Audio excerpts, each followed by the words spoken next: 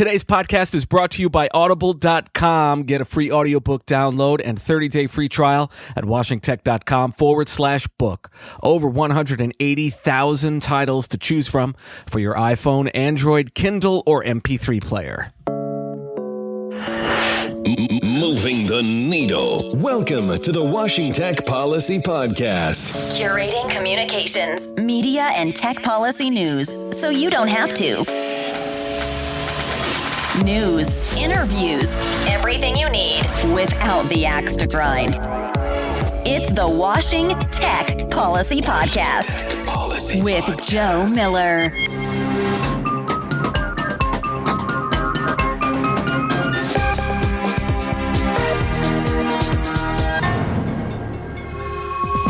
$36,000 Verizon workers go on strike with Bernie Sanders joining them on the picket lines. Mark Zuckerberg takes aim at Donald Trump, and Patrick Gusman is my guest.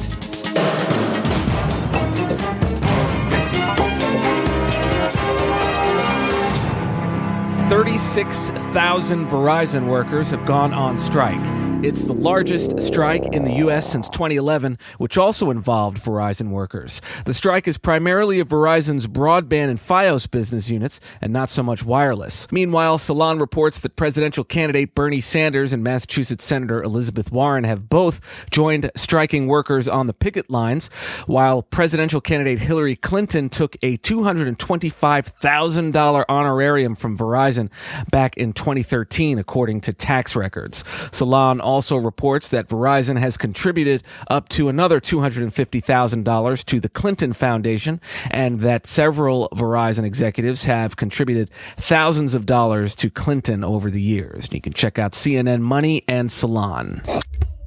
Without naming names, Facebook founder and CEO Mark Zuckerberg took aim at Donald Trump last Thursday at Facebook's development conference. As I look around and as I travel around the world, I'm starting to see people and nations turning inward against this idea of a connected world and a global community. I hear fearful voices calling for building walls and distancing people they label as others, for blocking free expression, for slowing immigration, reducing trade, and in some cases around the world, even cutting access to the internet. It takes courage to choose hope over fear. Zuckerberg called for protecting the unique role of the internet in bringing people together. President Obama has announced his support for the FCC's proposed rules to promote competition in the set-top box marketplace. Currently, subscribers lease their set-top boxes from their cable providers at about $231 per year. The new rules would allow consumers to get set-top boxes from anyone they want. In rare comments that were filed in the FCC proceeding, the White House wrote that the set-top box market is yet another example of a market sector that hasn't innovated because cable companies earn billions per year from the money their customers pay to lease set-top boxes. Julie Hirschfield Davis has more at the New York Times. The long drawn-out back and forth between Apple and the FBI, which ended up with the FBI figuring out how to hack into one of the San Bernardino shooter's iPhones on its own, has apparently turned up nada, according to a statement to CBS News by an unidentified source. Some, such as the hacker collective Anonymous, say uncovering data on the phones was never the FBI's actual goal anyway, and that instead the FBI was using terrorism as a cover to further restrict privacy and thwart encryption in general. Further, citing the All Writs Act, the FBI is still seeking access to data on an iPhone in the Eastern District of New York. Apple submitted a filing last week saying the FBI hasn't exhausted all of its options yet. It hasn't even engaged a third party to help, as it did in the San Bernardino case. And so therefore, Apple shouldn't be required to enable the FBI access to the iPhone used in a Brooklyn drug trafficking case, the filing states. But the FBI says the phone is a different model than the one used in the San Bernardino case, and that this somehow prevents it from accessing the data on its own. Apple and the FBI will both be returning to Congress today on separate panels before a House Energy and Commerce subcommittee. Microsoft has filed a lawsuit against the federal government to allow the company to tell its customers when law enforcement has requested access to their emails and data.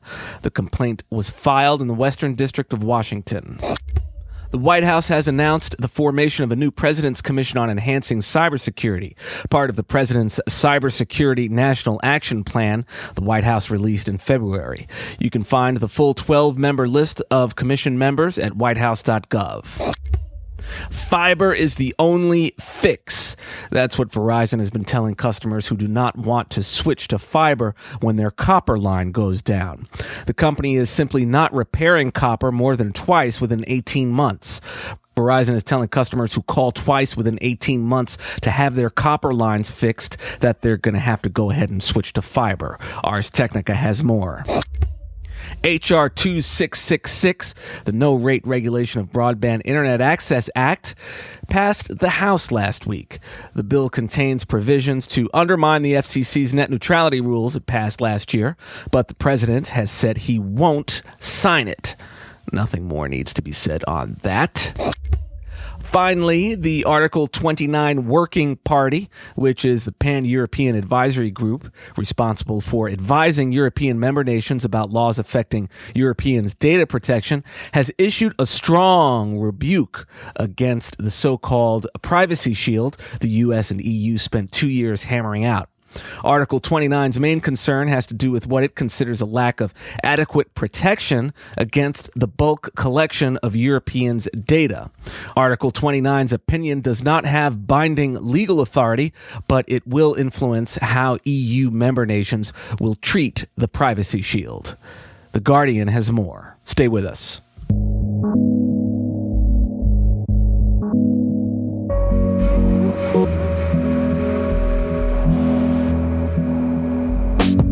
For Washington Tech Policy Podcast listeners, Audible is offering a free audiobook download with a 30-day trial to give you the opportunity to check out their service. You can listen on the beach, at the gym, or in the car.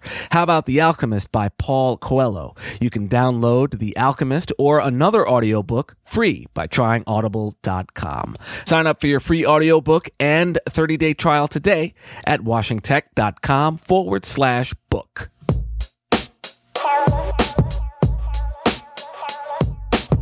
My guest today is Patrick Gusman, Chief Operating Officer of the Sasha Bruce Youthwork, SBY, which you'll hear more about in just a moment.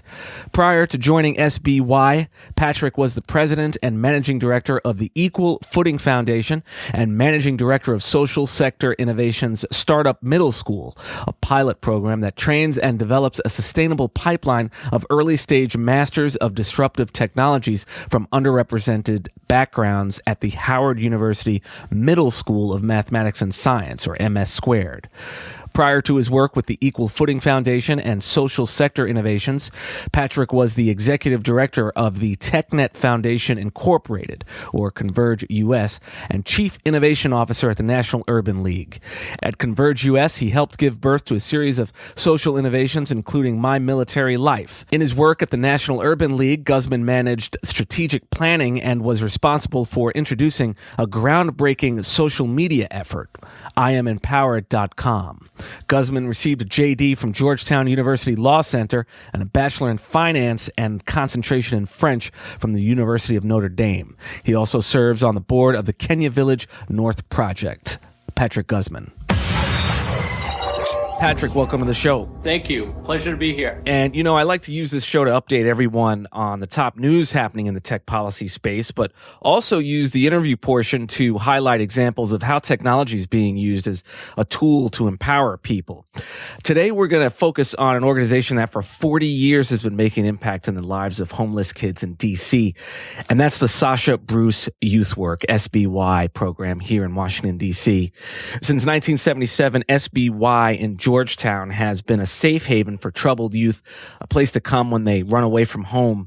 But we're not going to talk about a specific tech program that SBI is working on because they don't have one yet. Instead, we're going to learn a little bit more about the organization with the goal to get your brilliant Mensa minds working on how you can work with Sasha Bruce.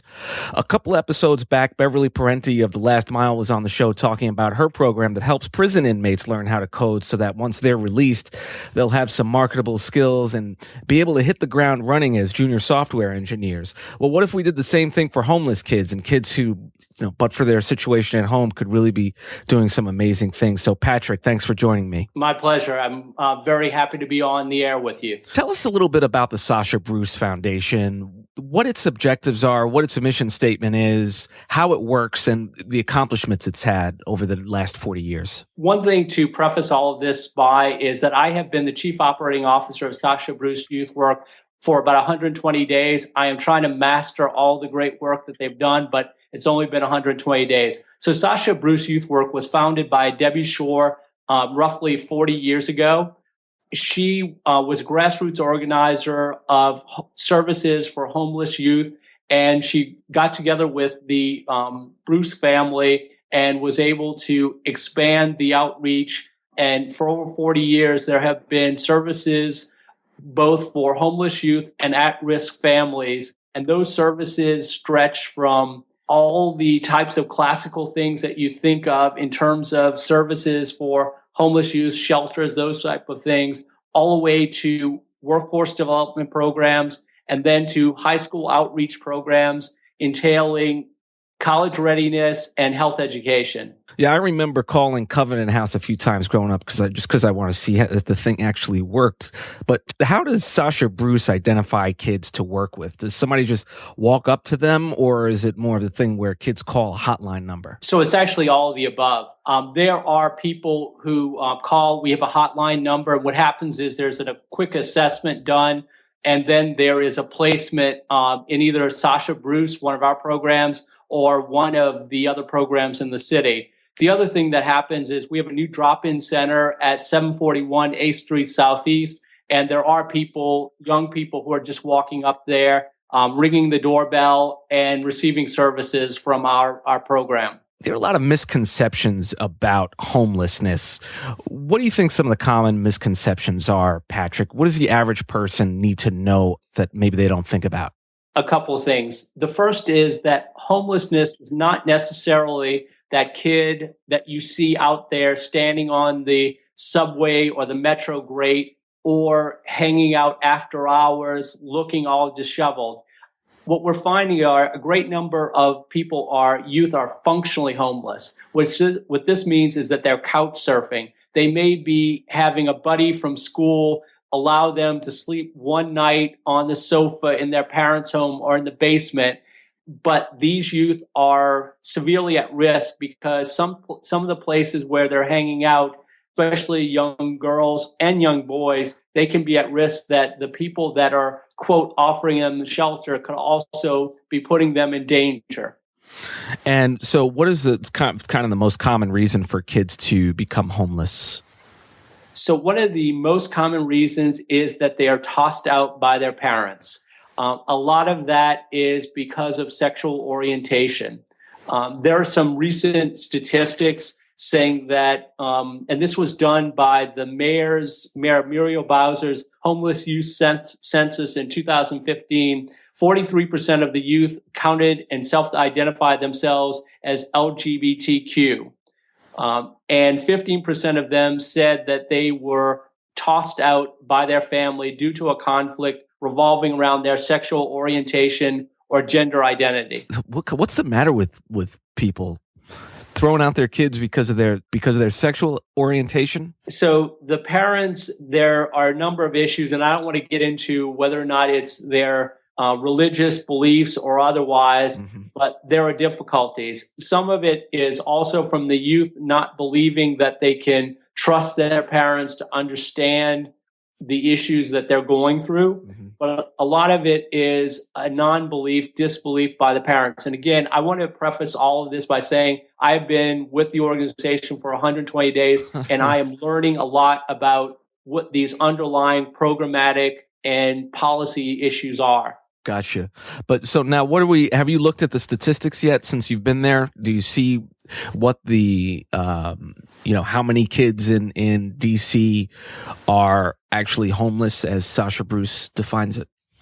So last year, Mayor Muriel Bowser commissioned a census, and the homeless youth census of 2015 showed that there were 330 youth who were considered homeless.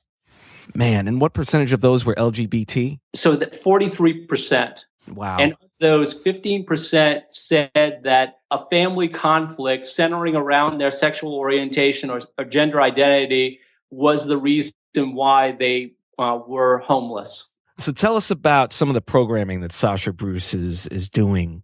What's working, and what's sort of the trajectory for kids who are successful in the program?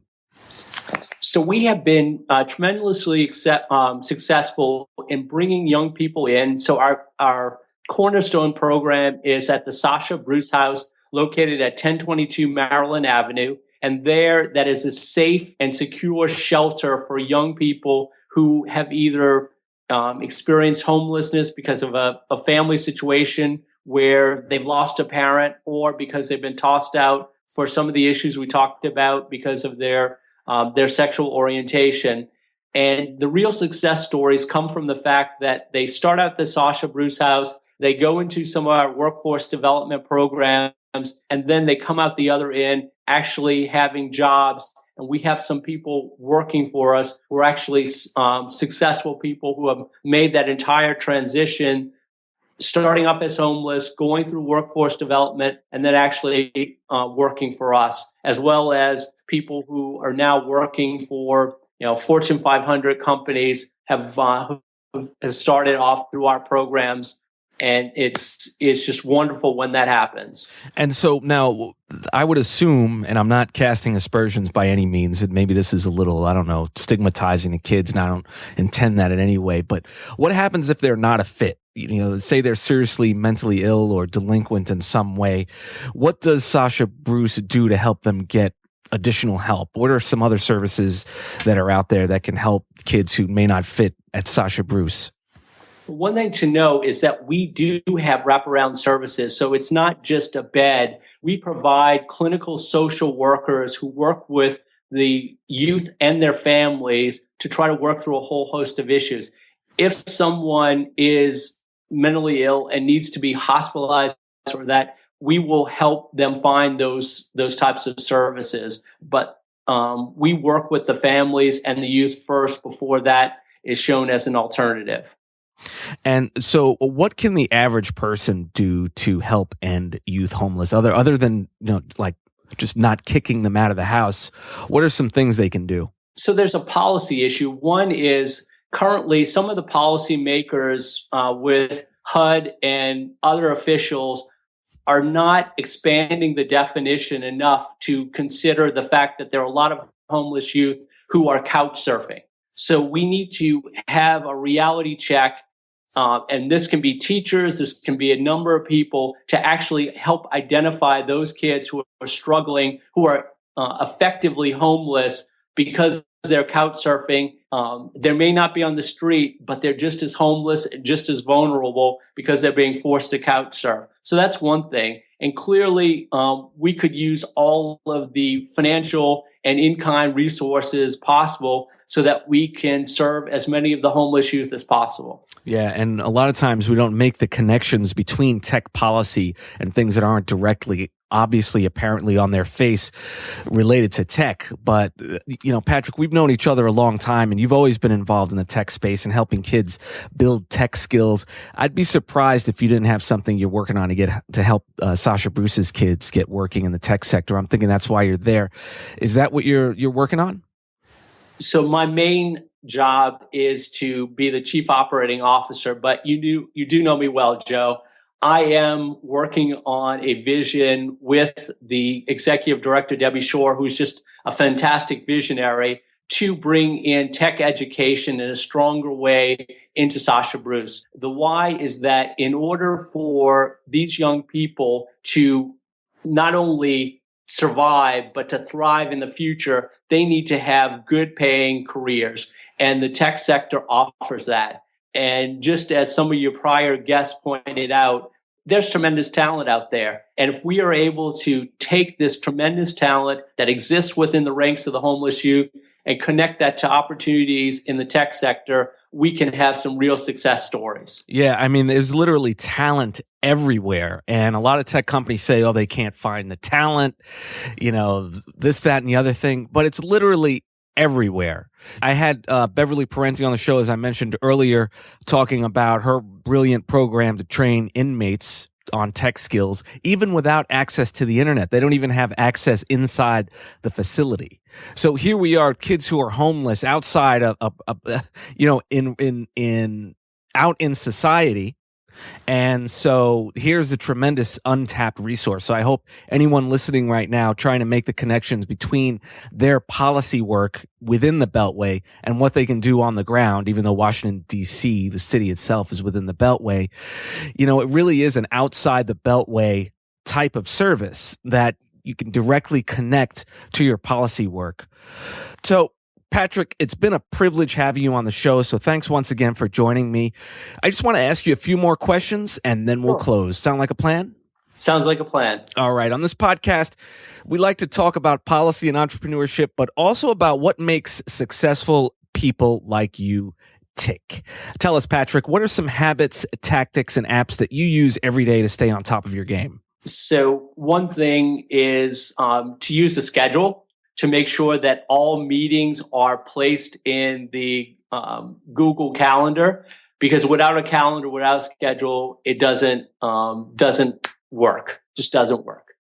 Beyond that, what I do is I always remember that regardless of the schedule, that there has to be some time to dream and to have a big vision. Even if you have back-to-back meetings, if you're not able to think and to dream big, then there's really not a real reason to wake up in the morning. So do you keep a journal? I do keep a journal of sorts. I should make it more elaborate. That's one of the habits that I want to pursue further. But what I do is that every meeting that I have, I do take notes from it and then refer back to it. I never enter a meeting without my notebook, and I have my notebooks perched on top of my desk so that I can easily refer back to them. Ideally, I would like to translate that journaling into the Evernote, those types of products, the notes. I start, and then for some reason or other, I forget to bring my phone to the meeting and just revert back to the old habit of doing the handwritten notes. And tell us the name of a book, Patrick, that you read recently that you're recommending to basically everyone you meet. So it's not one that I read recently, but it's one that I reclaimed recently. It's called The Chosen by Khyam Potok, P-O-T-O-K. And it is a story of two young people who have a very strong, powerful friendship despite some of the cultural differences that they have. And it's something that has always stuck with me, that description of how a friendship works. Friendship is one of the strongest things that can help someone with their career, with everything in life, that we all need people. And to create those strong bonds and to keep those going through life, that is how one can be a success. Yeah, I mean, and you really can't do it alone. I mean, you can really feel sort of isolated, and even with the internet, it's kind of hard to really get out there and build the connections you need in person to build those relationships that you're going to need to pass some legislation or develop some programming. But it's so important to have key people and the right people around you, because if the people around you are draining, then what's the point? So make sure, surrounding yourself with those key people, those 5 key people, you become the average of the 5 key people you spend the most time around.